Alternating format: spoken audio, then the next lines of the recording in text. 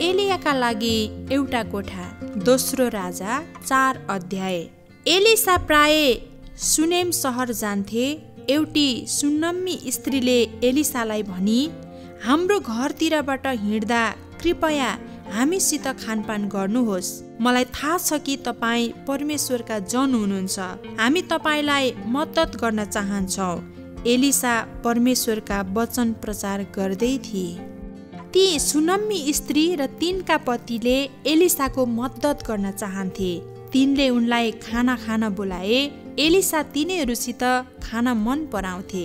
एलिसालाई थाहा भयो कि तिनीहरू परमेश्वरलाई प्रेम गर्छन्। ती सुनम्मी स्त्रीले एलिसाका निम्ति केही शानदार बनाई। उसले आफ्ना पतिलाई एलिसाका लागि केही बनाउन भनी, यतातिर आउनुहोस्। ती स्त्रीले एलिसालाई एउटा राम्रो कोठामा लगी। त्यहाँ एउटा ओछ्यान, एउटा टेबल र एउटा कुर्सी थियो। त्यहाँ एउटा बत्ती पनि थियो। हामीले यो कोठा केवल तपाईँका निम्ति बनाएका हौँ। जब जब तपाईँ यहाँ आउनुहुन्छ, तपाईँ त्यो कोठामा बस्न सक्नुहुन्छ। एलिसा कोठा देखेर खुसी भए। त्यो एउटा आरामदायक कोठा थियो। धन्यवाद, तिमीहरूले यो कोठामा मेरो लागि सबै कुरा तयार पारेका छौ, एलिसाले भने।